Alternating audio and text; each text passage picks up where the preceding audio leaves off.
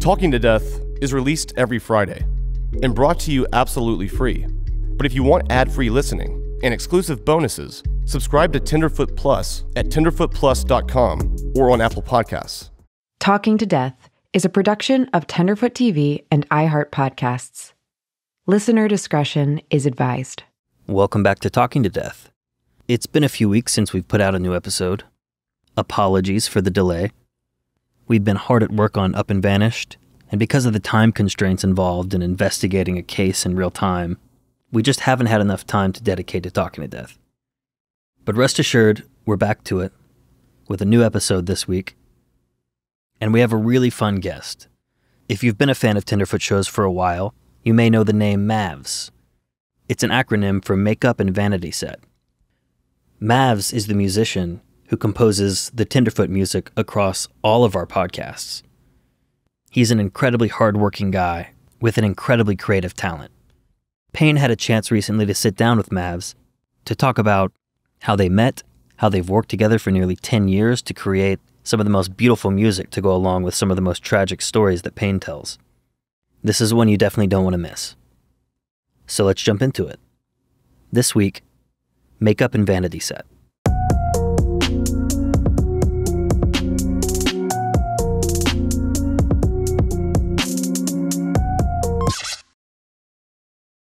I just want to ask you, why are you the way that you are?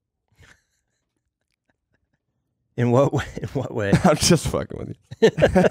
You're like, okay, this is gonna. I'm gonna have to dig deep here. I thought it'd be kind of fun because, I mean, all the podcasts we do at Tenderfoot, I would say 99.9% of them have your music in them. So it's a huge component to what we do, and I feel like we rarely pull the curtain all the way back on that particular creative process. I'll set the stage, right? Back in, what was it, 2017, 2018, I was making Atlanta Monster with How Stuff Works, which iHeart eventually bought.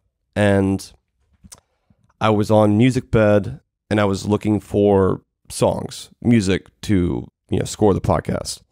I found like 5 tracks that I thought were really cool, and they were synthy, and they had this 80s vibe that wasn't Stranger Things. It was different, it was cooler, and it just had like this consistent feel I was really looking for. And it was all by an artist named Makeup and Vanity Set. And I was like, who the hell is this person? You were a ghost, but you did have a Twitter at the time when it was called Twitter. And I DM'd you, and then we eventually had a conversation, and I convinced How Stuff Works to spend any money at all to pay for a composer for a podcast, which at that time, they thought that was crazy. And it was a little crazy because like no one was really doing that. And so you scored that, and I think we signed up for paying you for 10 songs. But how many do you think you ended up making? I don't remember how many songs. I know that in the end I kept like a running playlist on iTunes, and I think in the end it was like 3.5 hours of music. So it was way more than 10 songs. But it was also one of those things too, where like at that point I was kind of I was in my first year of being full-time music. I'd walked away from my day job, and I was like, I'm going to see if I can make this work. And so when you came along, it was like, I really didn't, the only true crime podcast really I'd ever listened to was probably Serial. Mm-hmm. And so you laid the kind of groundwork of like, I did this show Up and Vanished, and I went and looked that up and listened to it. And I was like, okay, this is cool. I dig this. And you kind of gave me the pitch on Atlanta Monster. And I remember in the beginning, it was like, it's late 70s, 80s. So we're thinking like synthesizers, and Stranger Things got tossed around a lot, which, at that point, every pitch I heard was like Stranger Things, and it was great. And that's not knocking Stranger Things. Like, I think Stranger Things opened the door for people like me to be considered, in that conversation. Do you feel like that show repopularized that music, or kind of made it a little bit more mainstream and I think so. I think the way Hollywood works, I think the way entertainment works in general is you get pigeonholed with whatever you do, you know? 100%. So like if you go out and pitch yourself for anything right now, people are going to go, oh, it's Payne Lindsay. He's the true crime guy, the podcast Yeah, guy, the guy that did that thing on the right. true crime podcast one time. And so I think there was a general school of thought of like what composed music for film and TV should sound like. And I think all they really did was they kind of opened the door for people to consider, first of all, like artists, because they were from a band, Survive. And then I think, you know, the notion that you could have this synthesized thing. And we had this conversation too in Atlanta Monster. It's like, you know, the music that you think you hear in Stranger Things is not necessarily what you're hearing, because you're getting all this visual information, you know? So you're seeing all this like, you know, rabid 80s stuff, and in your mind, you're like, oh yeah, it's like so 80s, but really the synthesis in that show is way more like 70s kind of. It's gnarlier. Like if you go and listen to that score, it's so much gnarlier without the visual. Like it's rough around the edges.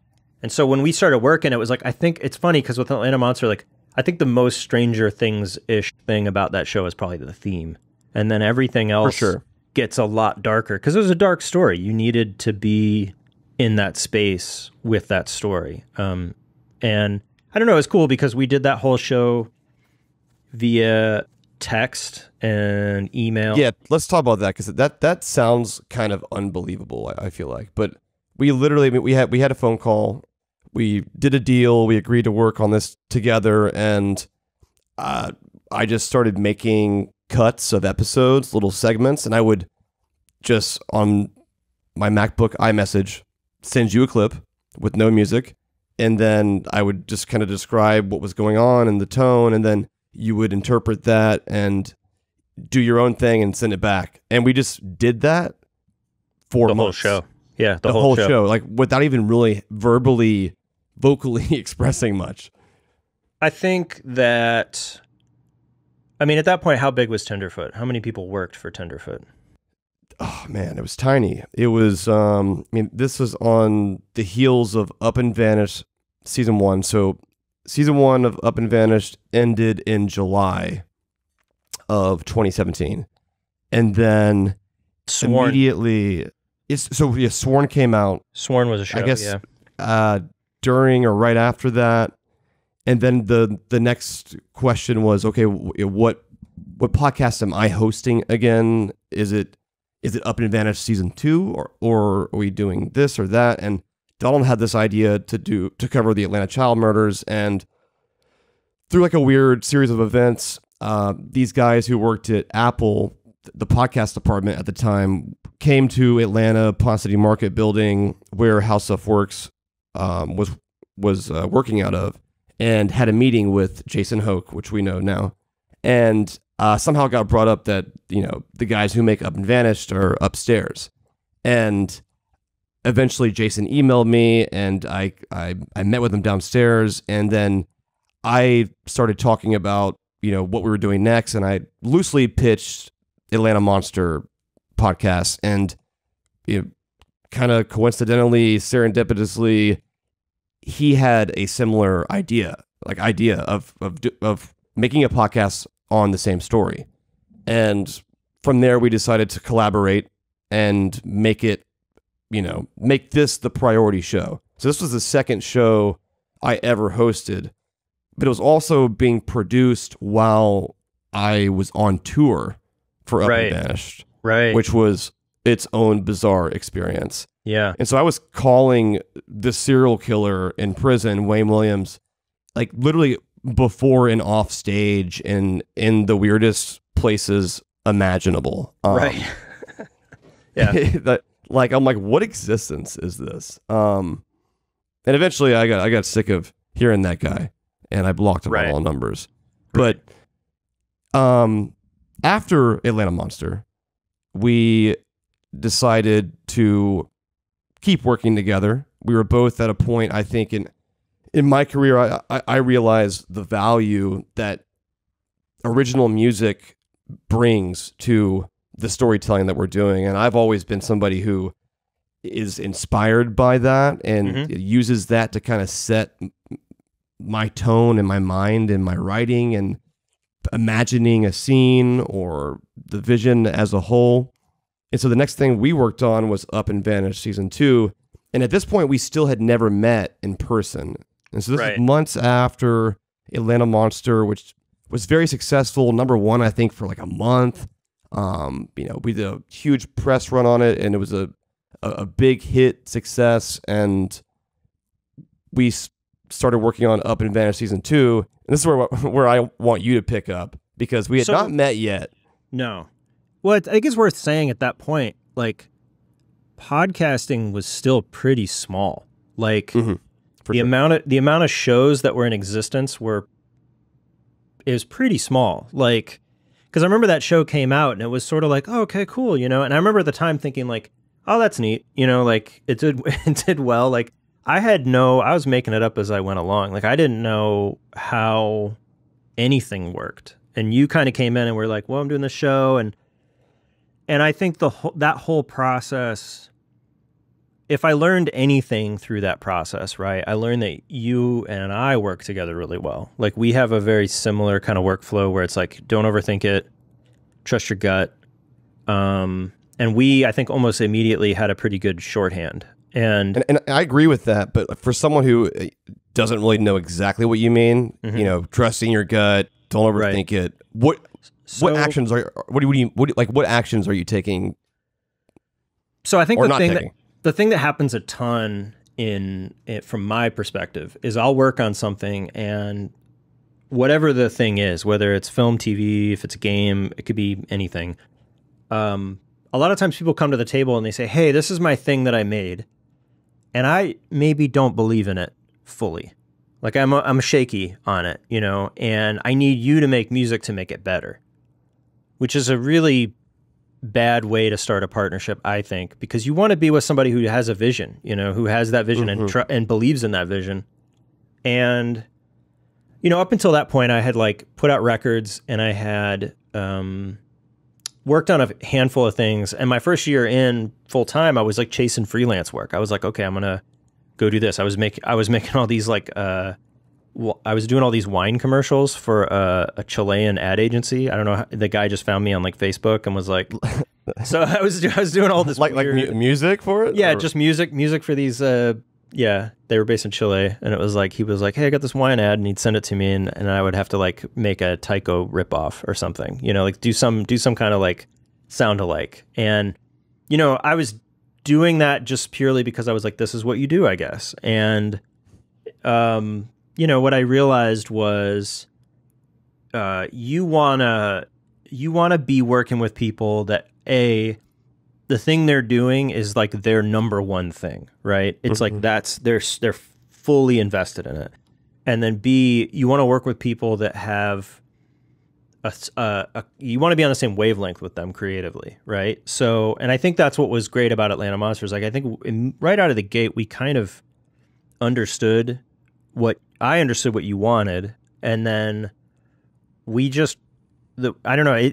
I always say that those kind of gigs are the gigs that feel very effortless. And I feel like Atlanta Monster, at least from my end, felt very easy. It was easy work to do because I liked doing it, and because I think we got along. It wasn't like I'd send you a cue and you'd be like, well, I think, you know, you want to do this or you want to do that. Like a lot of times I'd just send you stuff and you would just text me back and go, dope. And that would be that. And then we go to the next one. Right. And like, you know, those gigs are the best gigs because you're like, okay, we are in lockstep. Like we get it. I get what you need. And so we're just riffing on it. And, you know, I remember exactly. It was like around Thanksgiving. You texted me and you were like, it might have been on Thanksgiving. Like, I think you texted me and you were like, hey, I'm doing season 2 of Up and Vanished. You should come and work on that. And I remember like, it was like a no brainer. I was like, yeah, sure. Like, let's go, you know? And, you were like, great. And then I think sometime shortly thereafter, you were like, okay, well, here's the information about it. It's this case in Crestone. Come to Crestone because you just have to experience it. And I was like, okay. And up until that point, I'm very much like behind the scenes. Like, yeah, you're in the lab. Yeah. This whole process of you interviewing me is like deeply stressful to me because I don't want to be so, right. So like, you're doing me a favor. Right. So like I was like, okay. And it was one of those things where it's like, all right, I'm gonna have to go meet this guy and I'm gonna have to go meet these people. But I knew that like going to Crestone sounded like fantastic. And fantastic, and not in the sense like, oh, that's awesome. Like in the sense of like, it sounded like some kind of weird fantasy. It sounded like a weird, like, okay, that sounds amazing and dangerous and scary and all of the things. And I just sort of was like, well, you know, it's one of those things like you buy the ticket, you have to take the ride. I was like, okay, I'm going to go. I'm just going to do it. And I remember you bought me a ticket to Denver, and I flew out. And then you were like, hey, I flew in, and you were like, hey, I'm not going to make it. So you're going to crash in this hotel. I got you a hotel room. And I remember I went into the hotel room, and I just hung out in this weird hotel like overnight. And the next morning you're like, hey, I'm still not going to make it, but my brother Mason and this guy Rob are going to pick you up. Two people I've never met in my life you're going to pick you up, and they're going to drive you to Crestone. And I was like, okay. And I remember I got all my stuff together, and I sat in the lobby. I was like, is this okay? Right. So I just sat in the lobby, and these two guys walk up. I'll never forget it. Like Mason walks up, and he's like, Matt? It was just sort of like, hey. And we went to this diner and had breakfast, and then we got in the car, and we just drove for like 3 hours in the car with these two rando dudes I just met to Crestone, Colorado, in the middle of nowhere at the foothills of the Crestone Mountains. And that was an experience I will never forget. I mean, just being there and seeing that place and like walking around. I took like a field recording kit that I had like sort of put together, and I had like a portable recorder. I had like a microphone on a boom with like a Zeppelin, and I was like walking around, and I just recorded so much stuff there. I got so much material just in that first few days. Like we went everywhere. They had a whole road of like these religious, like, like Buddhist temples and stuff. Buddhist right? temples. There was a Shumei Center. There were like all these different places. And we went to all of them, and they were mostly empty. And we just walked in, and I would record all the drums and bells and all these sounds. And then all of that went in the soundtrack. Like all of that, the score of that show is just dripping with Crestone, like the actual place. And still to this day, if I hear that show or hear that music, all I can think about is just wandering around Crestone and seeing. And I mean, that may or may not come through to the person listening to it, but I mean, that place is like wrapped in that soundtrack. Really, truly. 100%. And I remember just how like creepy it was. Like we stayed in this Airbnb like right in the middle of town, and it was the kind of town where you rolled up and you walked around and you could like feel the eyes on you, because it was such a small community. Like people were like, who are you? Like you don't belong here. And also like the majority of the people that were there, I mean, there were people there that were super friendly, and those people are in the podcast. But there were a lot of people there who just wanted to be off the grid. And I remember like you'd strike up a conversation with somebody. If you ask them anything about like, oh, where are you from? Like they're like, they don't want to talk to you, Yeah, like they moved out there to kind of get away from that. Yeah. Like a lot of people did. They're escaping. And so I was out there for a few days and recorded all that. And then I think you showed up shortly thereafter. And that was the first time we met in person. And yeah, that was kind of the beginning of it, like in terms of just doing a whole bunch of shows. I mean, if you've never been to Crestone, Colorado, it's definitely a one-of-a-kind place. And speaking of being terrified there, I think I've to date had one of the most terrifying nights of my life there. At some point, I had flown out there. I think this was after. No, actually, this is the first time I had ever been there, and I went there by myself because my uncle lives there. Right. And I never said that in the podcast. It's kind of like a handshake deal. Like he didn't really want to get wrapped up in it, but he was also kind of my ace in the hole. And he actually is in the podcast. I just don't ever tell you he's my uncle, but he's hilarious. He's been there for 20 years. He knows everybody. He's like the truest hippie, one of my favorite uncles. He's amazing. But I went there probably right after Christmas just to kind of get a assessment of this place, this town, this missing persons case. And the first night I was there, within the first hour, I was at his house, and we were smoking weed, we were drinking IPAs, and then we went to the brewery, and, you know, my uncle has probably an insane THC tolerance that I don't have.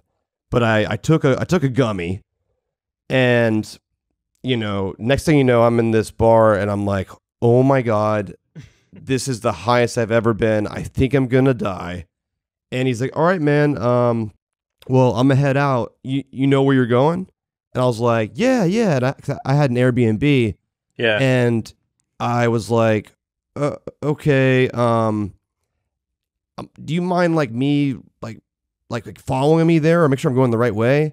And I was driving down this dark gravel road, and I was so paranoid that I thought that any moment I was going to drive off a cliff.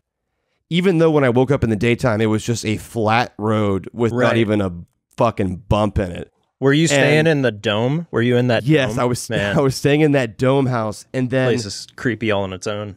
Even though my uncle, like, I asked my uncle to follow me, the next thing you know, I see these taillights behind me, and this guy's flashing his lights, and I'm like, oh my God, it's the fucking cops. And I pulled over, and my uncle's like, man, that gummy's hitting crazy. And I was like, oh my God. And so then I get back to this Airbnb, and I don't know if you've ever stayed in a dome house, but the acoustics in there are just weird, man. Yeah, it was like on this. Yeah, it was a geodesic dome, right? It was like you could hear like a whisper from like way across the room in your ear, right? Like, you know, in a certain spot. And so I slept with all the lights on. I was absolutely terrified. I was like, I'm never doing this shit again.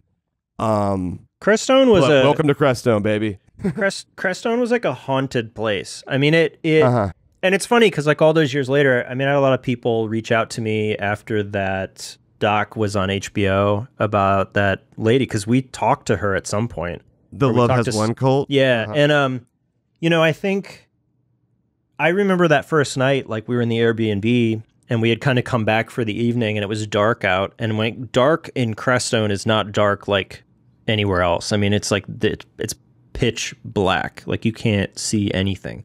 There's not street lights. Yeah. And I walked out. There was a light on the back of the like the stairwell for the Airbnb. And I remember I walked out and I had my microphone and I put my headphones on, and I'm standing down there, and it's like, I don't know, probably 10:30 or 11 o'clock at night. And I would point the microphone around. It was like a shotgun mic, you know, you point it around, and I would hear like voices, like just out in the darkness, just people just talk, like, and it wasn't anything, it wasn't like I could hear what they were saying, but it was like you could definitely make out that people were there, and you could not see them, and you had no idea what was going on. And it was really unnerving. No, it was. I mean, it was so, I remember, like, I think in the recording you can hear me say like, holy shit, like it was very like, okay, you know, and but I think all of my experiences in Crestone were kind of like that. I mean, they were very like, just, you know, but then, I mean, the gravity, I mean, coming into it, I had no experience with true crime other than I had written music for Atlanta Monster, right? So standing and looking at Crystal's apartment and realizing that we're walking around in a small town where people do go missing, and where this person went missing, and where the likelihood that the person who made that person disappear is there is fairly high, you know? Yes. And, you know, that was really, it was a lot. That was my first experience at Tenderfoot with grappling with that gravity, you know, the gravity of that is really extreme. And in a lot of ways, I mean, for what I do, you know, you guys experience this too, but it's different because you're sort of you're getting tape, you're recording interviews, and then you're piecing all that together to tell the story. And where I come in, I'm emotionally like reacting to all of that. So my job is to sort of, and I think where I maybe differ from other composers maybe is that I I tend to just listen to stuff and just straight up like, I don't know. I don't ever go into it thinking like, okay, well, we're going to need like a stinger here, or we're going to need like this thing here to punctuate that. I look at it and I'm like, I'm going to just respond to this candidly, as emotionally as I possibly can. Like I remember in Atlanta Monster, you know, the whole bit about Luby being found, his body being found, and how devastating that tape was. And that cue is a devastating cue because I'm literally just responding to it, you know, and I'm, you know, and I feel like all the shows share in that, you know, there's an emotional currency there that's just really, it's a lot. And so Crestone was my first real experience being on the ground, like looking at a thing sort of face to face and being like, you know, a person literally disappeared here, and how heavy that was. And knowing you're in the middle of nowhere, you're there, you don't have a safety net, you know, you're there. And since then, you've come along on most of the trips we've done out in the field. Right. How do you feel like, you know, from your first experience being in Crestone, Colorado as a composer, how did that inform your process and the music that you actually made? And what value did you see in it to, you know, want to come to Montana? I always tell people that I came away from Crestone absolutely like galvanized by that experience. I was like, this is so incredible, you know, and I felt like the work that came out of that was just felt really heavy and felt really true, you know, and as a creative, like that's all you could ever really want. You just want to be true. You just want to tell the true thing. And I remember the show we did after that was Zodiac with iHeart. And you were like, hey, so we're doing Zodiac. And I think the experience on Up and Vanish was the experience where I was like, all right, I'm ready to pull the trigger. Because you had sort of said, come work for Tenderfoot. And I was sort of like, nah, I don't want to do that because I don't want a job. I like left my job. I'm trying to make it. Yeah, you're like, I'm not doing the whole job thing right now. Right. And then after Up and Vanished, after season 2, because we spent about a month in Denver working. You know, I was out there for a couple stints, and it was like about 15 days each. And I'd started meeting more people on the team, and I was like, I'm not going to find this working relationship anywhere else. And so I was like, okay, let's do it. And so I think Zodiac was the first show we did where I was like, officially on board. And I went out to San Francisco, and I remember thinking, we're going to go to San Francisco. It's going to be the Zodiac. And I was a huge fan of the Fincher's film. And I got out there and I got nothing because San Francisco in the 70s is totally different than San Francisco is today. And yeah, that's a fairy tale now. That was one of one. Well, I remember just feeling kind of like let down about that. Like I remember going out there and just feeling like, oh no, like I'm not, and kind of in a panic, if I'm honest. Like I kind of got out there like, oh no, oh shit, like I'm not getting all the stuff. You know, there's no grit here. There's no dirt. There's no like, what am I supposed to do? And what's funny is I still ended up writing probably 80% of the music that's in that show. I still wrote it in San Francisco. We just had to like adapt and think about it differently. And I think also just, you know, being out there and having that experience, you know, I think you and I are alike in that there's an adaptability that has to happen where you have to be flexible. You have to go into a situation and say, and I think this is true of anybody who is hopefully creatively successful, is you go out and you sort of say, okay, this may not be going my way. You know, I may not be gleaning all the stuff that I thought I was going to glean, but it doesn't mean that the work is going to go away. Like I still have to do this and I still have to figure it out. And, you know, for me, the in with Zodiac was just the time period and looking at it from an instrumental standpoint. You know, I looked at it and saw drum kit, Rhodes, you know, keyboard, bass guitar. I looked at it from an instrumentation, which is, you know, later on down the road, skipping ahead a little bit, you know, when we did Dead and Gone, I remember you came to me and said, we're doing a podcast about the Grateful Dead. And I thought, great. I hate the Grateful Dead. Like, I was like, well, I can't even name one of their songs. I don't, hate is a strong word. Let's figure it out. Yeah. Yeah. Hate's a strong word. But I think, at the time I was like, I have no inroads to that. world. And, you know, and again, it was the same kind of deal. It was like, okay, well, let's limit ourselves to only instruments that Grateful Dead would have, right? And let's make like suspenseful music and atmosphere that feels like you want it to, and like and that's a new challenge, right? Well, I remember like the intro is still like the dong, right, and there's like gravel footsteps that one of us had recorded. I think actually it might have been from the tape of something, but you made it into like a ticking metronome. We wound up in a cabin. It was in Mount Desert. Oh, so that's where you got the all the gravel out there. There was gravel. I remember we rolled up to this cabin in the middle of nowhere, and it was right on the water. And beautiful. There was like a rick of wood outside and an axe. And it was like, because it was like freezing cold at night, and so they had a freestanding fireplace in the middle of this place, and we would have that thing going like all the time. And I remember I took this little table that they had, and I set up my stuff, and I had a bass guitar, and I had like a synth, and I had some other stuff, but we went outside. We recorded the gravel outside in that walkway. It was like you walking in the gravel, and then also there's pages turning, and that was like one of the books off the bookshelf you recorded. I recorded you turning pages, and all of it. And the whole idea was like, you know, thinking about the tape. It was like you always want to follow the narrative. So, you know, they're talking about like, oh, you know, the gravel lots or the fields where the Deadheads would all hang out. And then, you know, waiting for the show or traveling to the show. And then also this notion that like there's an investigative journey here where you're sort of out there following the story and following the narrative and talking to these people and trying to get, you know, and it's weird because at the time we did all that and we had all that stuff. And I don't think you had gone out to meet that guy, you know.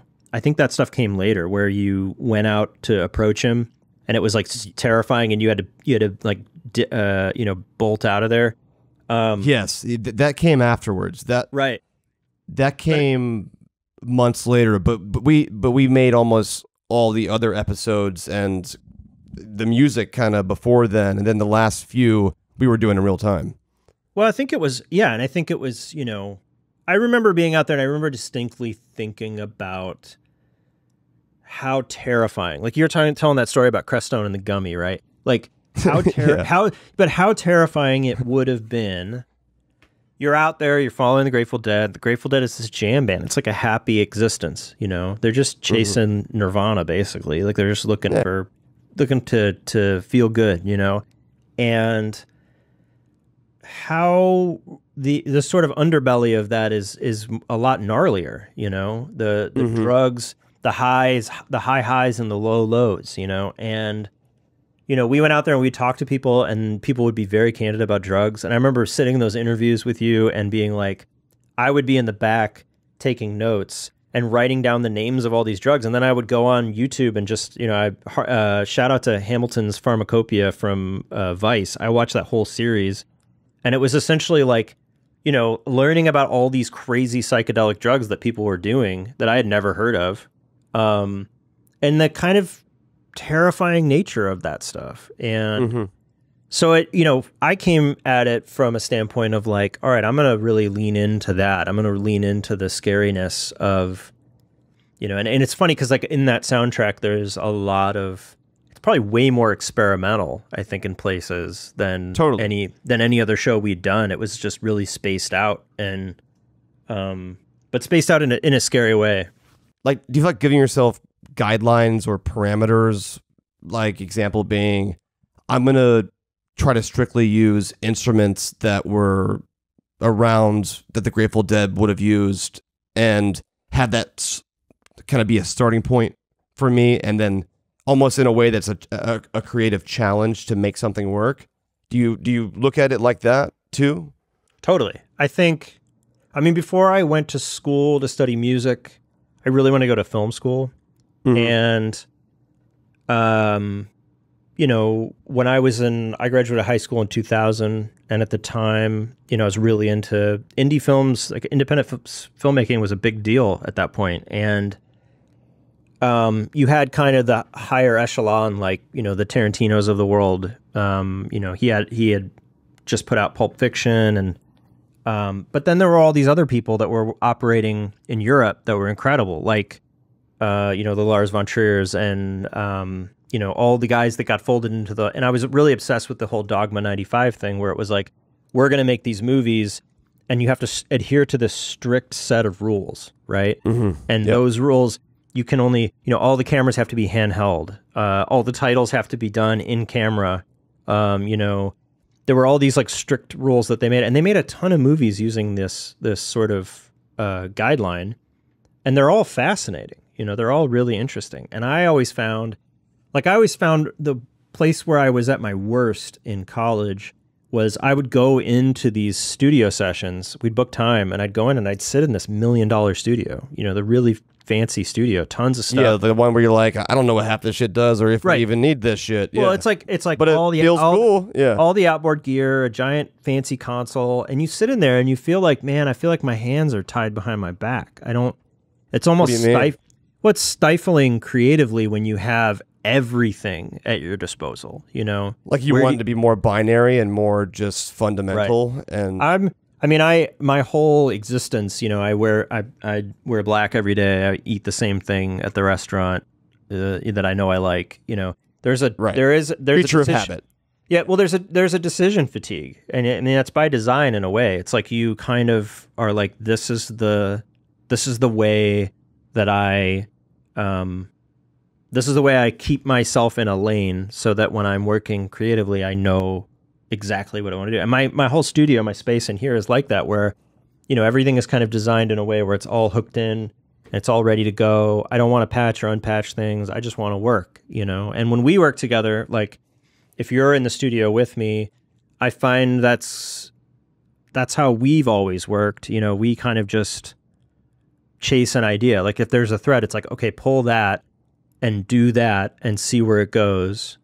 And I don't think that process has ever led us astray, no matter how weird it is. I remember coming up with, the sound of Bo in The Dead and Gone, that crazy noise, it's like, once we had that, we were like, okay, this is it. This is the like crazy sound. And it was like a reversed, like whoosh or something or what was it again? It was like this. I think it was a combination of a couple sounds, and then I had run it through a plugin. This company called Slate Nash makes something called Cycles, and it has a big granular engine in it, which means it takes the sound and splinters it into 1,000 tiny pieces. And what's nice about granular synthesis is that you can take a sound and stretch it way out and get these really crazy, bizarre, but you get all these nice little artifacts and things like that. And I remember I was just screwing around with it. I think I had just gotten it and I was like messing around with it. And like, as soon as that sound happened, I think it was like you, me, and maybe Rooney was there, and we were all like, okay, that's the sound. It was like, this is it. Yeah. And because it was terrifying. It was like a really startling. But again, that whole thing, it wasn't like we sat down and went, well, what would be good for that guy is if we had, it was like, no, we stumbled into it. And I feel like my process musically is like that. I don't ever want to be the guy that sits down and goes, okay, so it needs to start at this tempo and it needs to be in this key because this key equals this emotion. I just I'll find a sound and I'll follow it, and then the work will sort of tell me what it needs to be. And I'll just trust that process, because to me, that's the most genuine way to do it. And it always yields the most interesting results. So. In Dead and Gone on the podcast, there was a boogeyman. His name was Bo. Right. And he kept coming up slowly but surely throughout the podcast, and you learn more and more about this individual, and he's a mystery. Is he real? Where is he? Is he alive? Did he have any part in these murders? And so I wanted to have some sort of signifying sound that you would kind of eventually subconsciously associate with this person without having to say anything. And that's kind of, and you made the perfect sound. And then once at the end of the show, when I actually find this guy, we take that little sound you've been hearing, and it becomes this really full-blown, almost like if you subconsciously forgot about it, it feels familiar and it feels like it's coming and it's running at you right now. Right behind you. Yeah, I mean, podcasting, it's weird because like scoring a podcast is not like scoring anything else, in my opinion. I think because largely, first and foremost, you're really scoring for like an audience of one. People don't get together and listen to podcasts in groups. I mean, if they do, maybe, I guess, great. But most people are driving in their car. Yeah. Most people are driving in their car, or a lot of people are listening to it in headphones. And what's unique about headphones is, like, think about it. Like, even if you're sitting and watching a movie at home, the chances that you would be watching that movie in headphones are pretty slim. Like, you're probably watching it on a TV in your living room. And headphones do this thing. It's like there's a level of intimacy, there's a proximity there that you don't get anywhere else. And so, you know, I learned early on making music for podcasts, like there's certain things that, you don't really want to do. Like you don't want to have weird stereo effects, and you don't want to do stuff that's going to take away from the narrative and the tape, because that's the most important thing.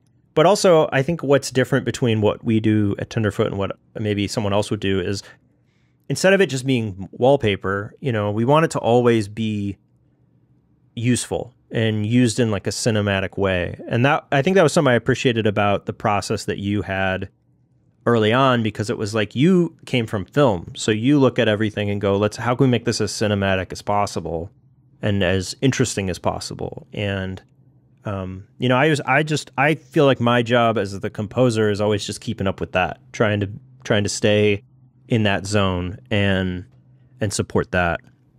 I mean, for me, the music in a podcast should never be the thing that makes it good. It should be the thing that makes it better. Right. And even down to my process when I'm making an episode without the music yet, I build it in these sort of segment blocks, right? And I'll send them, like I'll send them to you throughout, and we'll kind of end up stitching them together. And sometimes we might rearrange them entirely, but they're usually they're complete thought bubbles, or they're story building blocks.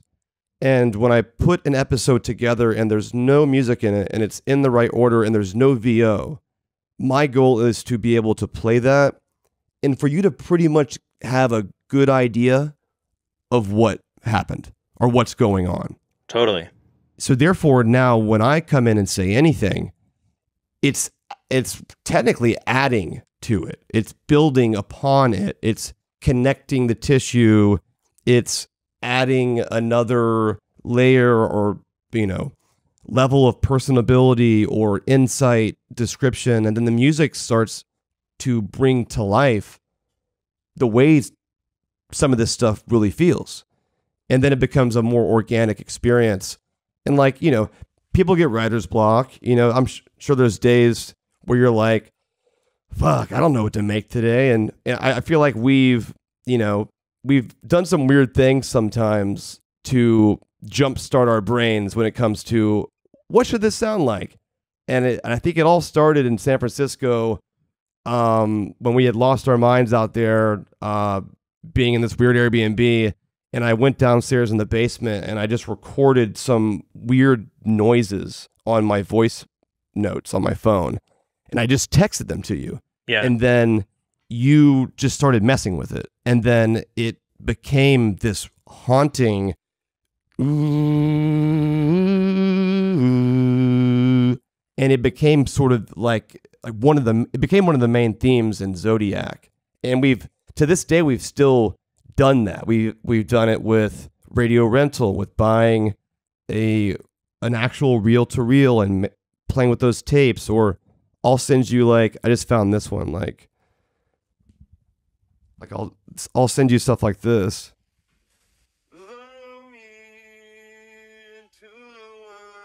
Right.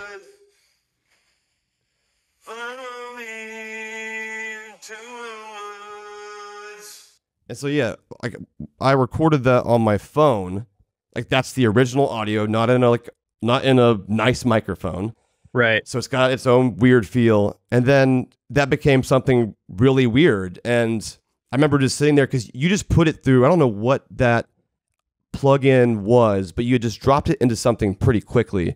And it just went bip bip bip bip bip bip bip bip bip, and I was like, and I feel like it was not even like you weren't even fully done with the next step you were going to do, but I was like, let's just save that real quick as a thing, like a happy accident, right? Yeah. And then what do we do with that or something, right? Yeah, I mean, my musical background, you know, when I went to school for production, for basically recording, and growing up, like, I was always really into, I mean, up until the point I discovered electronic music, I was very much like just into punk rock and skateboarding with my friends and like screwing around and, you know, not, you know, just being a kid. And I remember distinctly, right? I remember distinctly being cool, definitely not being a badass. But when I stumbled into electronic music, I remember really keying into types of music that where I would hear a sound and I'd be like, that's an organic sound, like that's a natural sound, but it's doing unnatural things.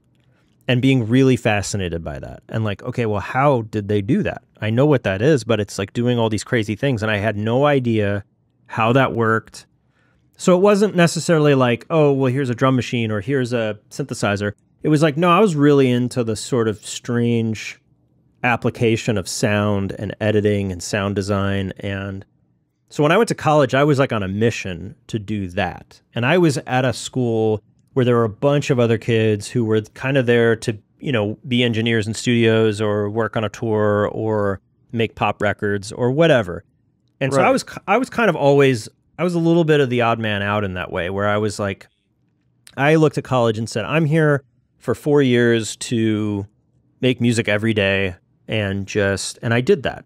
And I think it, you know, it built in me a work ethic, but also like a bit of a workflow.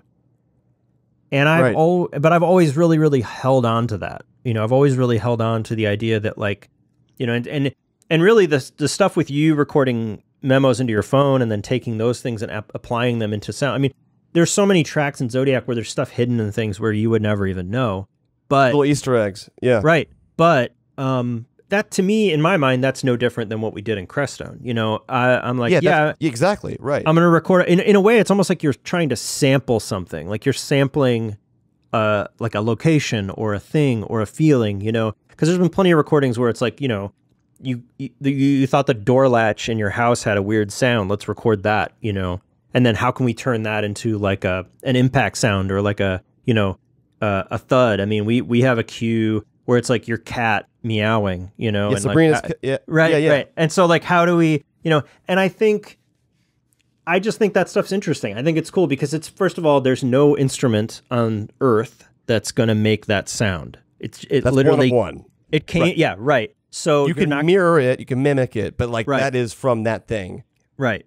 And at the end of the day too, also it's about discernment. Like you're looking at it going, does this serve the story you're trying to tell? Is this haunting in a way that it makes sense to use this, you know?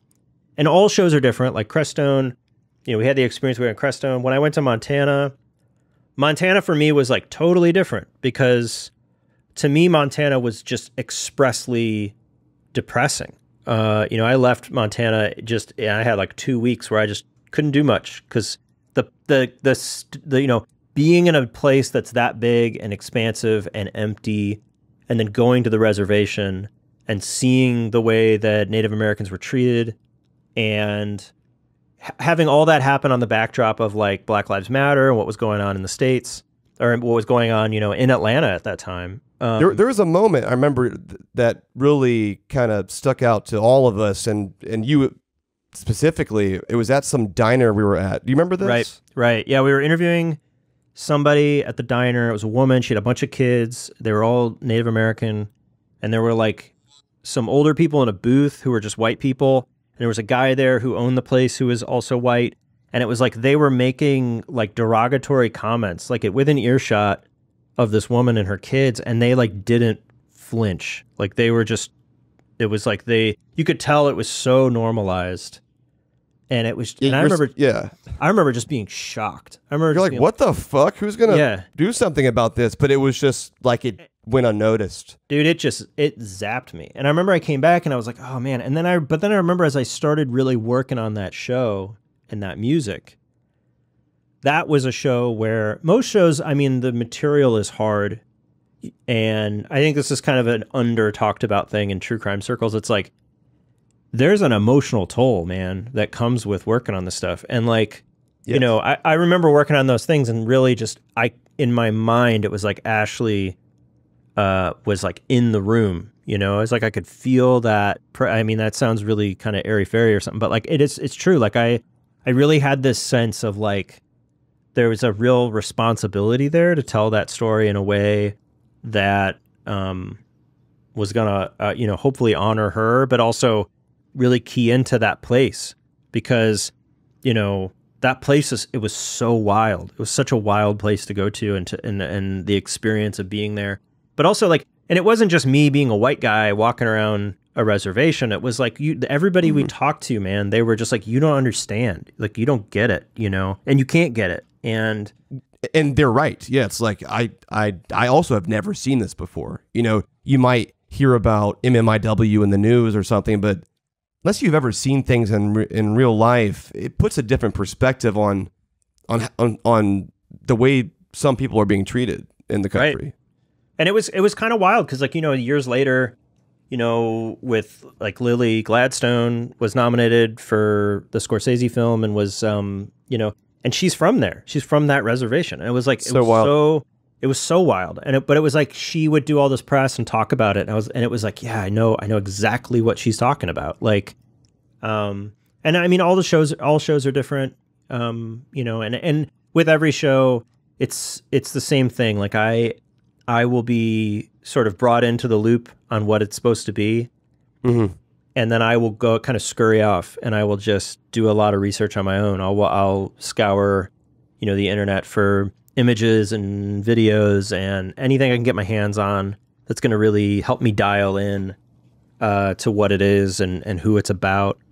And sometimes, you know, I always tell people, like, it's funny, like we did High Strange, and High Strange was like this reprove. It was like, oh man, there's no dead people in this one. Like, it's like, right. We like, can tell this story. Yeah, no, it was like a breath of fresh air in a lot of ways in that way. And, you know, but all those shows, it's like, you just want to do the best possible job that you can do to, you know, be respectful to the people that you're telling the story about and trying to sort of shine a light on this thing. And, you know, the music is always, for me, it's always that way. It's about, I'm trying to be as emotionally true as I possibly can when I'm writing that music. It's never about like, we got to ramp up into this moment or we really got to sell this dialogue. It's like, and you know, for me, it's always about just responding emotionally to what's going on and being true to that. Yeah. Every season of Up and Vanished tonally has a different feel to it in the music. And there's obviously some through lines. There's a couple different sounds that you've even named, like right, Payne piano or what are some of them? There's one sound in particular that I've always woven into Up and Vanished, and it's sort of this chimey, like bell piano kind of sound that's really haunting. And it's kind of, you know, coming into that show, what was interesting, like you had an established theme for that show. You had a callback that is very distinctive, and people, as soon as people hear it, they're like, Up and Vanished. And so my goal coming into season 2 was, how can I sort of match that energy? But because what's interesting about scoring anything is, especially a podcast, especially your podcast, is that you are a huge component of that show. And so to me, I'm trying to honor the material and I'm trying to respect the material, but I'm also trying to support your place inside of it, right? Mm-hmm. And so, like, High Strange is a great example. Like, High Strange has all these flavors to that music that we would never do in another show. But we did it because to me, High Strange is like the embodiment of you as a podcast. It's like all of your curiosities and all of your, like, you know, And it was like, because, you know, you're talking about a material that is a curiosity. It's like, I'm really interested in UFOs and I kind of want to pursue this and see what's up. And I think we proved a lot of people wrong with that show, because I think when it came out, it was like a lot of people were like, what's this? It's about UFOs. But I think people listened to it and were like, oh, this is actually pretty awesome, you know? Because it's a fun topic, right? And I think having fun with it just makes it a fun experience for the listener or the viewer. It doesn't have to be so serious. Like, yeah, I think both High Strange and Radio Rental are that. I think it's like those are two shows where it's like this is like a really it's a curiosity, and I want to like pull on this thread and see where it goes. I mean, for the longest time, scoring Radio Rental was like one of my favorite things, because it was like, okay, this is like your unsolved mysteries. You know, it's like your sort of we're going to get these people to tell their story, and it's going to be creepy. And the whole thing is an anthology. It's not a like, you know, every episode isn't deeply connected to the next one. It's like you can jump into it wherever you want and, you know, have kind of a creepy experience. And it was so much fun writing that music, because you could key into it and have fun in that way. And High Strange was definitely that way. You know, when we went to Nome, you know, for season 4 of Up and Vanished, you know, that is not that. You know, going to Nome it's a whole other animal. You're going into a place that is literally on the edge of the world, and you're there, and you're, you know, at least for me, I'm looking at it the whole time, and I'm going, you know, there's not a like mischievous curiosity here. This is like, I'm trying to document something that happened, and I'm trying to document a place, and I'm trying to key into. It's not only an indigenous population and indigenous people, it's also a group of people in general who have just gone, who are okay living on the edge of the world, on the edge of this continent, you know, where you would stand there and look out and there's nothing, you know. And there's on the a other picture that we took. I mean, it was like we had just got there, and you and I walked off the main road, Front Street, just to the edge where the water was. And I think you took a picture of me in that exact point that I'm talking about, but we were just both staring off, and you could see nothing. And if you looked at Google Maps where you were, you're literally on the edge of the world. If there is ever a description, there's not a better description for that place than that. And you really do feel it when you're staring out there. It's really hard, I think, to get across to people without having gone there and experienced it. But, you know, you're looking out at that water, and a bunch of things go through your head. You're like, first of all, how far north you are is really intense. Like, you realize, because the sun doesn't go down, so you're up there, and then you're looking out across this water, and it's frigid. It's like very cold. So it's like, not only are you so far removed, and I remember in my own sort of, I was naive, and I remember you're like, we're going to fly into Anchorage, and I was like, great. And I was like, so how long does it take to drive to Nome? And you're like, no, you don't drive to Nome. You have to fly. There's no roads. I was like, drive. a lot of it's like protected, you know, land and indigenous land. So there's no highways. You fly there, and so you get on a smaller plane and you just fly to Nome. And that, I think, was the first sort of inkling I had of like, okay, this is different. This is different than anything else we'd done. And yeah, standing out there, it's like you feel the cold, you feel the location, you feel, you know, not only the location being far away, but also the like geography of it, how far north you are. And then, you know, that not only is the landscape unforgiving, a lot of the people there are very unforgiving too. I mean, people go there. I remember having conversations with people, you know, same kind of thing as Crestone, but also different. Like I had a friend who spent a lot of time living in Anchorage, and he hit me up. He's like, hey, I heard you're going to Alaska. And I was like, yeah. I was like, going to Anchorage. And he's like, you just gonna be in Anchorage? And I said, no, I'm going to Nome. And he told me, he's like, be careful in Nome. He's like, Nome has a reputation being a hard drinking, hard living city in a hard drinking, hard living state. You know, he was like, he did not mince words about it. He's like, it can be a very, you know, it can be a very oppressive location. And, you know, walking around there, you definitely felt that. You know, you definitely felt that. And so to me, it was like being up there, wandering around. You know, you don't have cell service anywhere, so it's not like you can just take your phone out and be like, "Hey, I need to call somebody." You're not calling anybody. You're on your own. Stuck, buddy. You're back in the late 80s. You know, I mean, digesting that stuff, like taking all that in, because this is like what you've done with every season, right? Right. You've plopped yourself right in the middle of an environment that is unfamiliar, often terrifying, scary, different, loving, all these different things.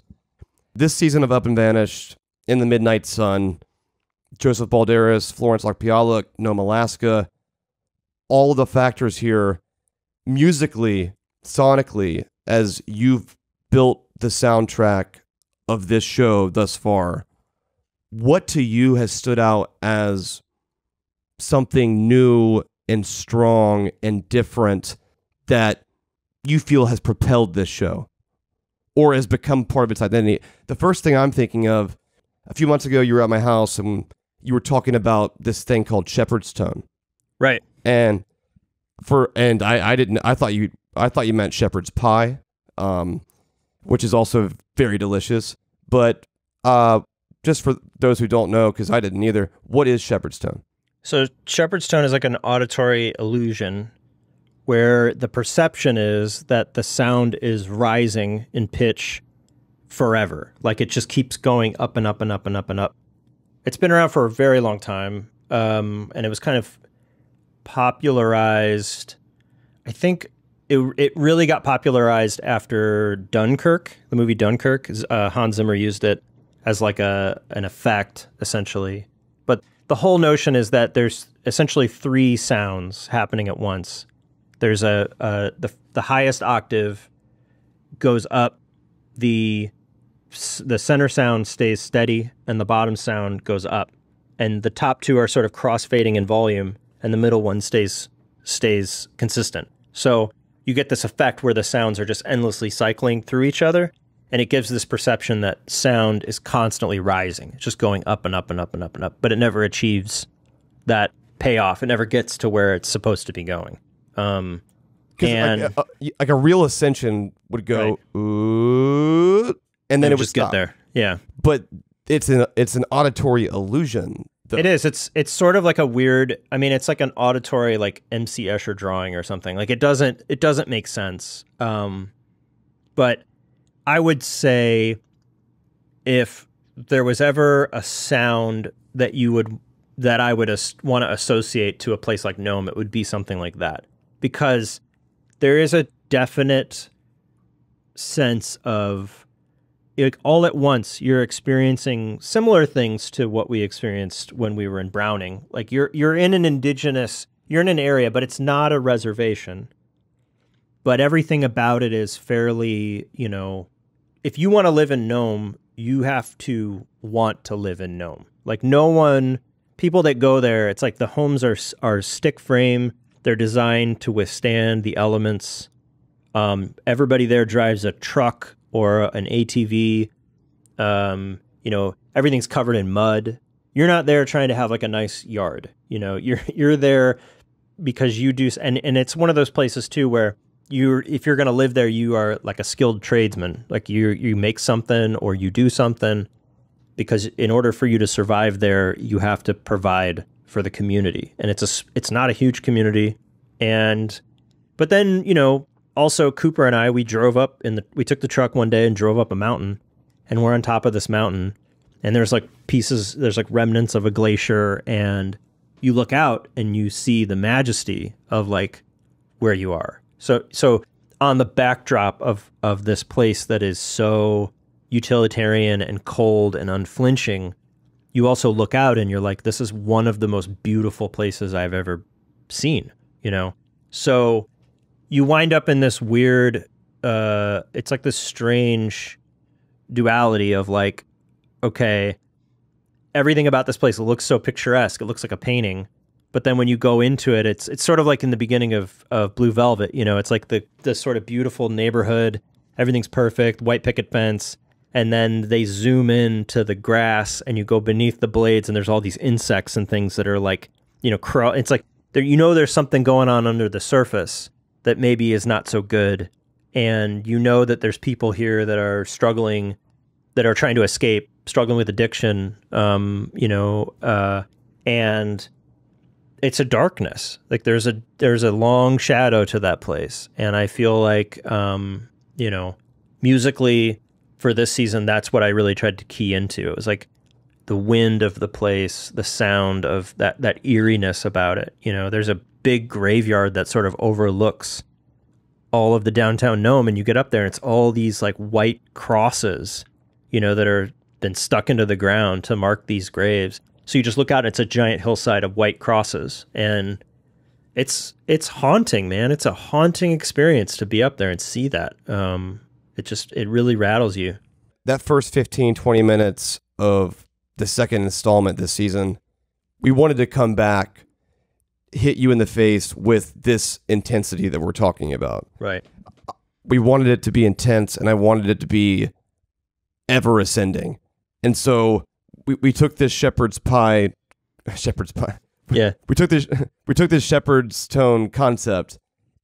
Walk me through, like, how'd you even start that? So I was trying to achieve that with strings, and it was, because I think with a synth, I mean, you could do it probably pretty easily with a synth. I was trying to achieve it in a way that it felt, I mean, season 3 and season 4 especially have been heavy. I've kind of made it my mission with Tenderfoot over the past, however many years, to avoid all the tropes of true crime music, right? So I'm going, okay, I don't want any harp. I don't want any marimba. I don't want any true crime piano with echo on it or reverb. I don't want any no drones. Right.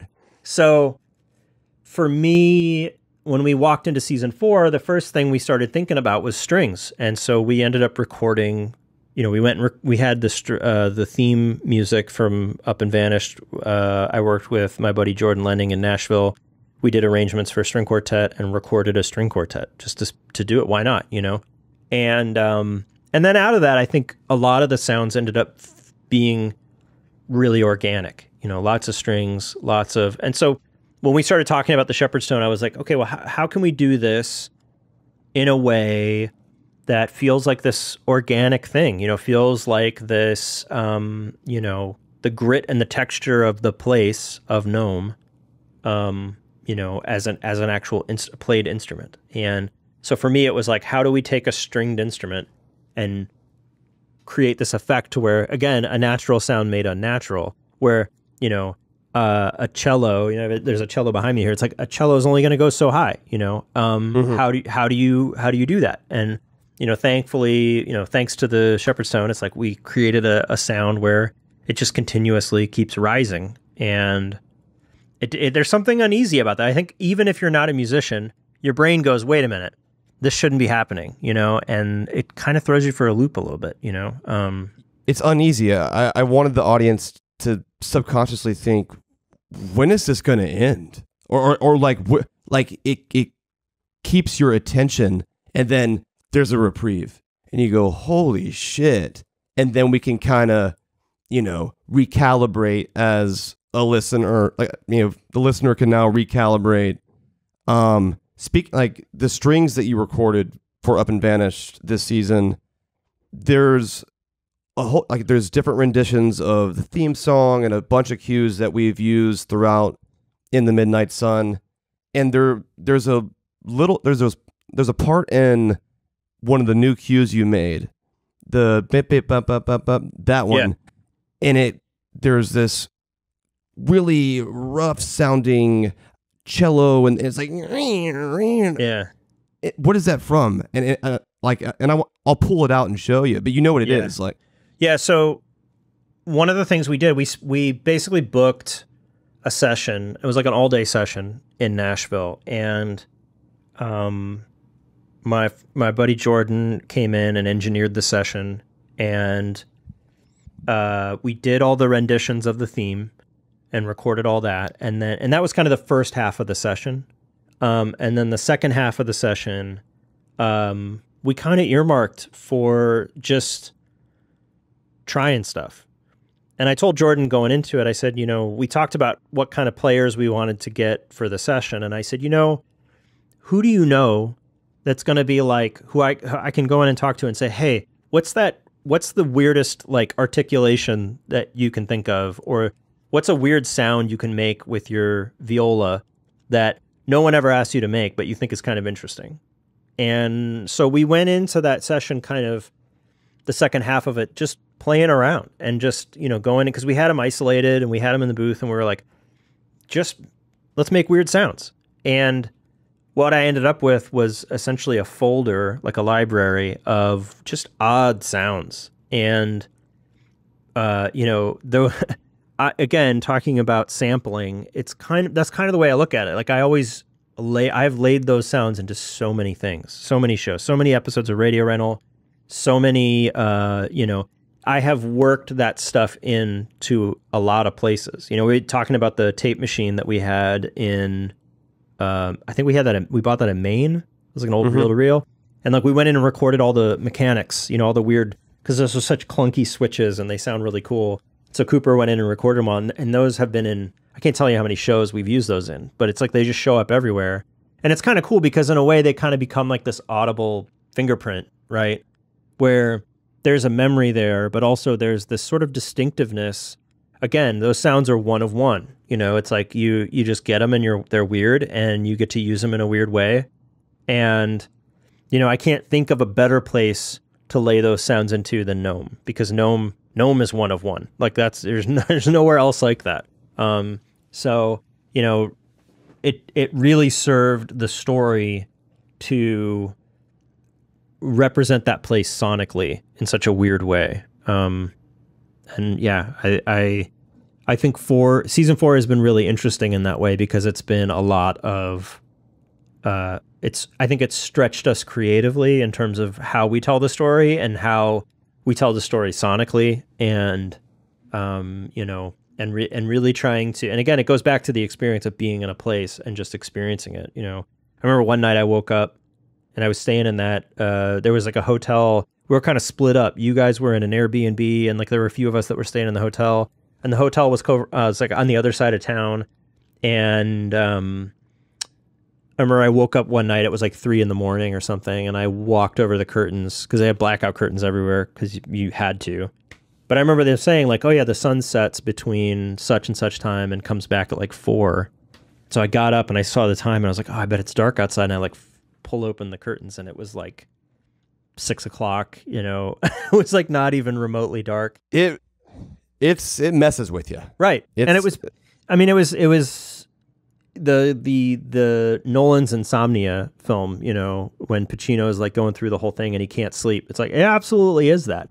And it's like, and it's weird because it messes with your circadian rhythm, yes. Whether you like it or not. I always tell people, like, when I was in Nome, I feel like you're not used to it. I feel like I took a series of naps. I never really slept, Yeah. And there's a frenzy that comes with that mentally, where you are walking around. I mean, obviously Pacino's like sort of, plays that up big time for the film, but like you do feel this sort of like you're sort of like sleepwalking. There's like a strange experience that comes with having all of your rhythms like screwed up. And and so yeah, I think, looking at the music and thinking about the music, like that's very much part of that. And I think the Shepherd's tone plays into that big time. I think using a lot of using the strings in weird ways plays into that big time. I think with the second half of this season as well, we kind of shifted gears a little bit too. There's a musical distinction, I think, between the first half and the second half, dealing with Flo and then dealing with Joseph. And, Joseph, his situation, in terms of where he disappeared, they think, and, it was more about like, okay, now you're in a space that's not in Nome. You're a little further away. You got Nome, and then you got 40 miles out of Nome, right? Right. You're in the sort of wild country, and the wild country is like unforgiving, and it will swallow you whole. It's also beautiful. It's like there's a breathtaking beauty to that place. So it became more about like, maybe the second half of the show is more like a suite. Maybe it's more like there's a piece of music that's written for strings, you know, for like a chamber or, you know, a small section orchestra, that kind of thing. And then we build that out. And so for me, you know, I leaned really into a lot of the composer influences that I have, you know, people like John Luther Adams and Johansson, and, you know, trying to think about how to score it in a way that is going to lean heavier into strings than we've probably ever done with a Tenderfoot show. So it's been cool, man. I think I always tell people, like, what's great about scoring podcasts is, like, they're never the same. They're always different, you know? It's like when you sign on to be an in-house composer for a production company or something, it's like, you know, I'm sure there are many places where it's like, yeah, you're like an assembly line and you're just churning out the same thing over and over and over again. I never feel that way about Tenderfoot. I feel like every show is different, presents its own different challenges. It's different, you know, different ways of thinking. And it always requires you to kind of challenge yourself in cool ways, creatively, when you're making the music. So just kind of to, like, in conclusion here, as a creator, I mean, I can't even think of the number of cues you've made, just for Tenderfoot alone. I mean, I want to say it's in the thousands. And I'm probably... I would say, like, the Atlanta Monster estimate, like the 3.5 hours, it's probably in the ballpark. Like, I think every show typically winds up around that amount, generally. So you've made thousands of songs, cues, atmospheric sounds for Tenderfoot podcasts, for Up and Vanished. I've made hundreds of podcast episodes. These shows are about dark subjects, sad subjects.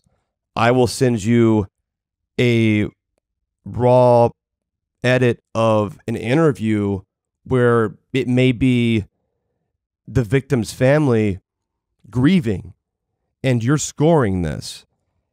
Having made all these cues, done all this work for all of these years, what is it that keeps you going and keeps you on the straight and narrow and inspires you to make something when it's very easily sad and dark and can influence you in that way and maybe even be negative? How, like, referring to this season, how are you getting up off your ass and thinking of a new idea again and feeling inspired and feeling like you're doing something? I think the thing that goes through my mind is the process of just trying to be present, right? So life is full of drama. There's just so much drama everywhere. It exists for all of us. And these stories are dramatic stories. They're real things that happened, and these have real ramifications for people. And those people, some of those people are gone. Some of those people are still here, and they're just reeling with the reality of they've lost a loved one, or a loved one has committed a crime. And I think for me, what keeps me going is just the work itself, the ability to be able to be present in that story and tell that story in that moment. You know, all of these things become sort of parts of that journey of, like, you carry them with you. I mean, you know, all of the stories that you've told, all of the people that you've covered with Up and Vanished, those people are always going to be with you. It's like I was saying about feeling like Ashley was in the room when I was working on season 3. That's never going to leave me, you know? And I think that those feelings, as heavy as they get, I know that those feelings are going to be part of a process. And that process for me is going to produce truth. I'm just going to say the thing. And I'm a firm believer in this. I always tell people, like, the work tells me what it needs to be. I don't ever look at this job. I don't look at anything that I do musically and ever go, well, okay, we're going to go from point A to point B. that whole process is going to be, it's going to go whichever way it's going to go. And I don't know if you can call that whatever you want to call it. You can make that a spiritual thing and say, you know, the universe is going to inform what you have to do, and that's fine. But I think the only way you get there is you're just present with it, and you just sit with it and say, okay, you know. And I think I've heard a friend of mine who's a composer, he said once upon a time that he doesn't believe in writer's block, that it's really just you haven't figured out the way in yet, you know. And I've always looked at it like it's a bit like problem solving. You know, you're kind of going into it and saying, okay, and that counts for everything. It counts for telling the story musically. It counts for maybe trying to figure out how to fit something into something that it needs to do what it needs to do. It could be having conversations with people creatively that you're working with and collaborating with on the project, you know, speaking the same language. Both you and I had a moment like that in part 2 when we were trying to figure out a new sound for it. You had asked me tonally, how is this different? And I sat there and I was like, I don't know. And then we started talking about the differences in their cases and gnome and the geography. Like, we got to the geography of it. And then you mentioned, you know, where Joseph's truck was found, you know, 40 plus miles outside the city, this sort of different beast, this different unforgiving wilderness. And, you know, that was just, we're just talking, you know, that's not a sound per se, but it's a starting point thought.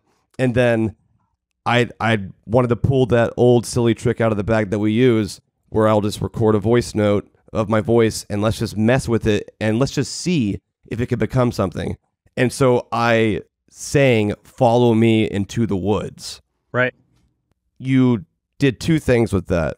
You distorted it and it became this sort of choppy da, da, da, da, da. And then if you listen closely, you'll hear this yeah, it becomes a melody, it becomes a motif, yeah. But it has a human like tone to it. Right. It's subconscious, but it's almost like the Turing test. Where right. Yeah. No, that's a good way to put it. It feels too real because it is real. Well, but again, it goes back to the one of one thing. It's like when you know, and I think, and that comes back to trusting your gut, trusting your intuition, and just sort of following the thing. And just pull the trigger, man. Because we could sit here and nitpick one song that you made for 1 minute of a podcast for weeks. Or we could just say, let's move on. Maybe it's amazing. Or maybe we just move that cue somewhere else. But the group of people who are still debating that one cue, maybe you and I, if we didn't do that, are 6 weeks ahead and have grown from that, built upon that. Whether it worked or not, it informed the next thing we did, and then it informed the next thing we did. So we don't allow ourselves to be stuck, because most things you can walk back. I've never, you do it the most extreme. I've never known anyone, I don't even do it this way. You will make a song and then you'll just fucking delete it. Right. And I think it's healthy. What do you mean? No, I mean, I totally get it though. I get it though. I get you're like, nope. You're not afraid to abandon it. You're not afraid to kill your darlings, right? I think you have to have that mentality. I think that, at the end of the day, it's going to be the thing it needs to be. And if it's a deleted session, it's a deleted session. I think that, right. It sounds extreme, but I believe in that. I think that, the music that and not every show is like that. We speak a shorthand and it works. I've worked on other shows where, I've been 3 episodes deep into it and the creative lead on the show is like, hey, you know what? This is wrong. We're going in the wrong direction. And now we got to scrap 3 episodes and start over. And, you can be a stick in the mud and be like, well, I already made all this music and I can't possibly do that.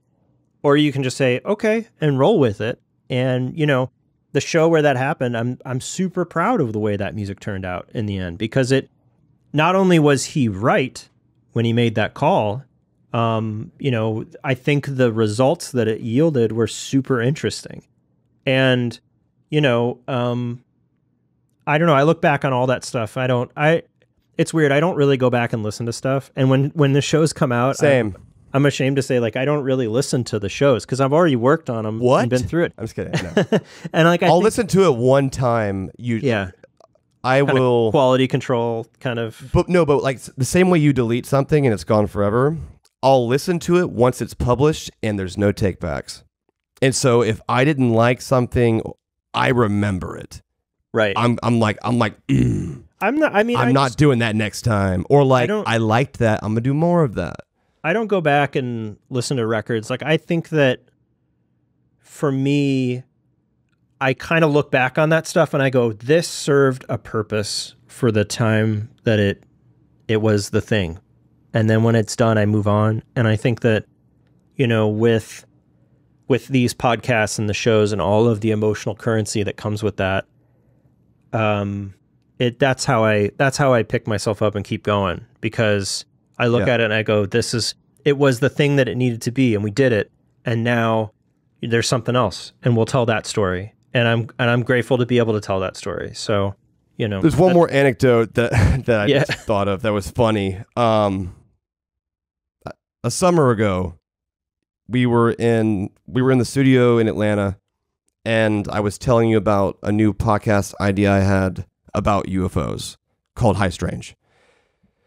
And I asked you point blank, is this a crazy idea? And the idea was, I want to end every episode of this show with this Metro Boomin' Gunna trap song. And I remember you were like, what? And then, what was your initial first knee-jerk reaction? To be totally fair, and I think I may have been, I'm not going to say that because I don't think that I was the only one, but I definitely, no, I feel like I was on board because I thought. Well, no, you got on board quickly, but I remember initially, because it sounds dumb at first. Like when I said it out loud, it sounded silly, but then you quickly went, fuck it, let's try it. And so we threw in the instrumental, and then we tried really hard to transition this Travis Walton interview and how it ended, and then have it swell organically into the boom, boom, and then it honestly took all of 30 minutes, and we both looked at each other and we were like, this is it. This is dope, right? Well, I think with that whole thing, I mean, what was really cool about that experience was listening to Travis Walton, whose voice is incredible. I mean, it's like sandpaper. It's so gritty and gravelly. Yeah. And he's telling you about how he's abducted and he's relaying this story, and it's totally insane. It's terrifying. And I remember, like, before we even did that, before we had tape on that show, I think you had told me about it. I thought, if it's about UFOs, we should get a theremin. And you were like, and I remember, like, we talked about it, and then you were like, you sent me like a shipping notification that a theremin was on its way to me. And so I remember it showed up, and I set it all up, and I realized right away that I can't play a theremin. It's incredibly hard to play. It's fun to play with, but but man, it's really hard. But when we were in the studio in Atlanta, like, what I realized is if you take a theremin and you take the pitch all the way down, right? So everybody attributes theremins to being like this high pitched, like woo, kind of like, you know, UFO sound. If you take the pitch super low, it actually has this like really weird sort of gritty textural quality. But it's also because the pitch is sort of uneven and uneasy because it's hard to play. You also get this like, you get this really weird sort of thing. And what's great is there's sounds during Walton talking about that I'm like, I'm still to this day, I'm like, I don't know how I got those sounds, but they're great. They sound great, and they sound so alien and weird. But those sounds are all from the theremin. And it's great because the whole time working on that show, the whole trajectory of that project, I never ever once thought anything other than this is Payne making the show that Payne was destined to make. Because it's the most you show in my mind. It's you pulling the thread and going, I'm curious about this, and just following it. And so when you came and you said, what do you think about this Metro Boomin song? Maybe in the beginning I was like, okay, that's weird. But immediately I was like, that's you. That's the most you thing. And this is the most you show. So yeah, of course it should end this way, you know? And you also have this weird like juxtaposition, right? Right. You go from 40 minutes of Travis Walton recounting a terrifying story, whether you believe him or not. That's a terrifying dream too. And it's dark and it's intense. And then it goes to this boom, and it's almost like it's out of place. It almost it almost makes fun of itself, or it takes the seriousness away. And I wanted to play into that as a reminder of, hey, we can look at this from different angles. If we can somehow pull off going from scary intense to this song and it feel like a good listening experience, then it becomes exciting.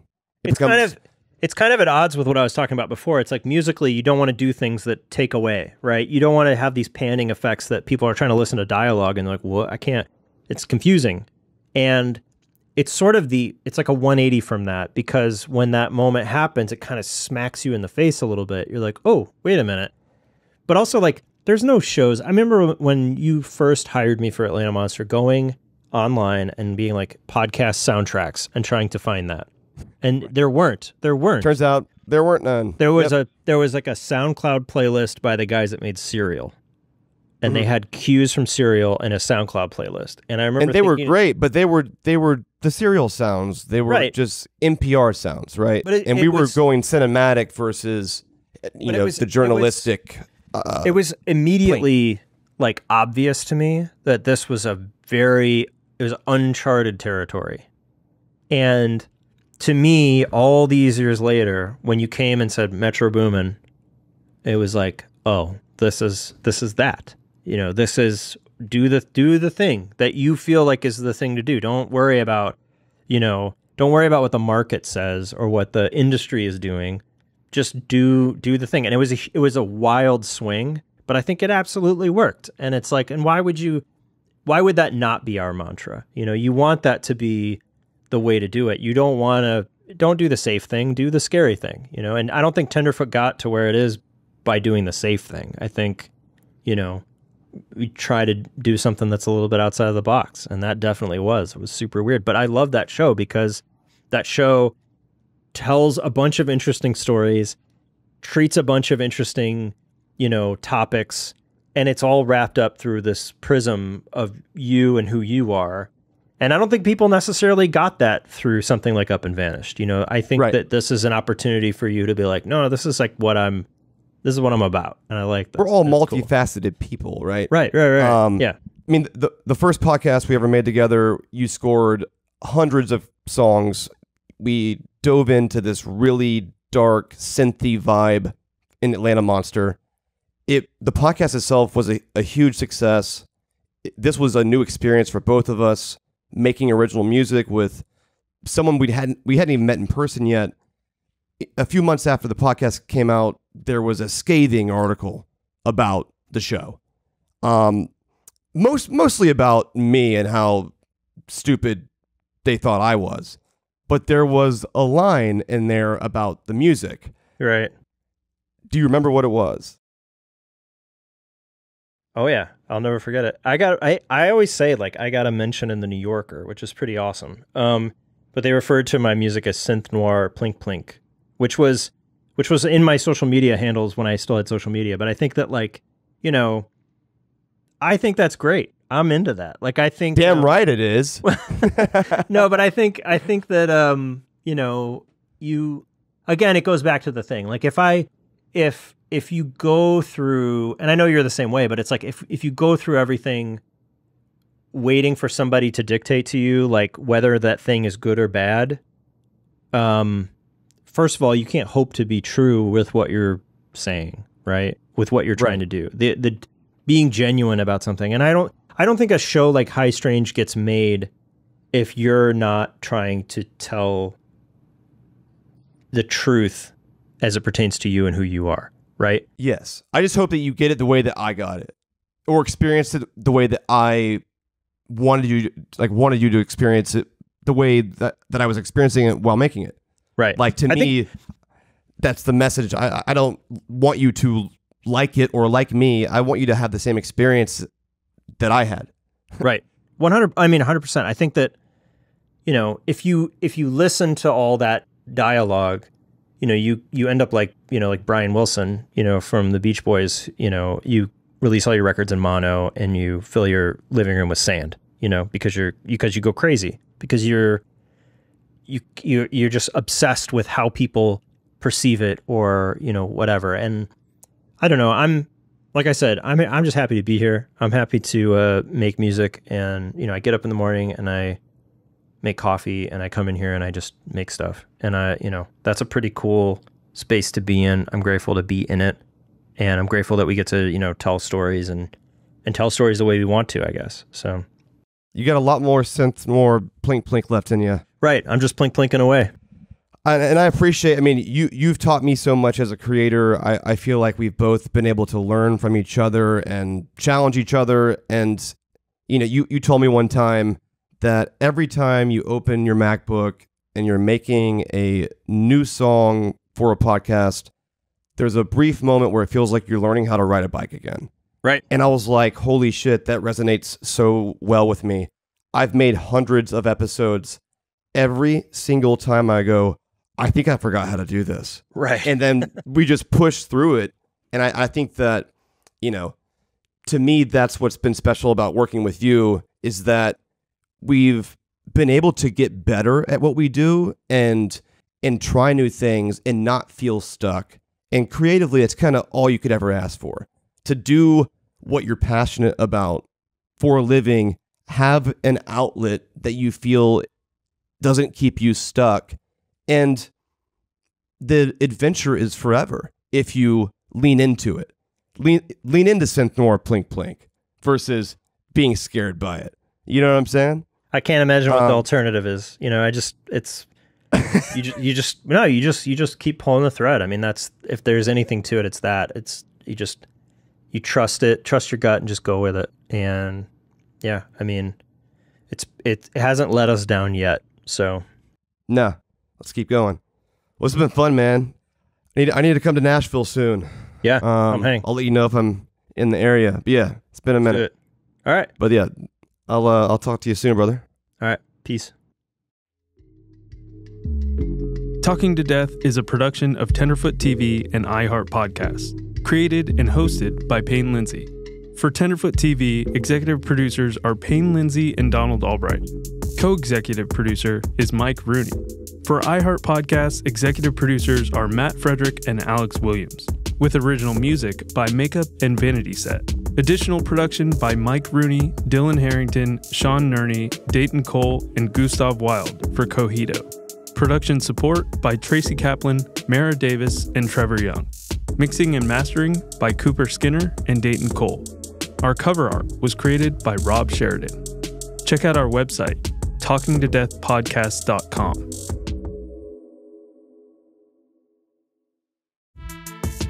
Thanks for listening to this episode of Talking to Death. This series is released weekly, absolutely free. But if you want ad-free listening and exclusive bonuses, you can subscribe to Tenderfoot Plus on Apple Podcasts or go to tenderfootplus.com.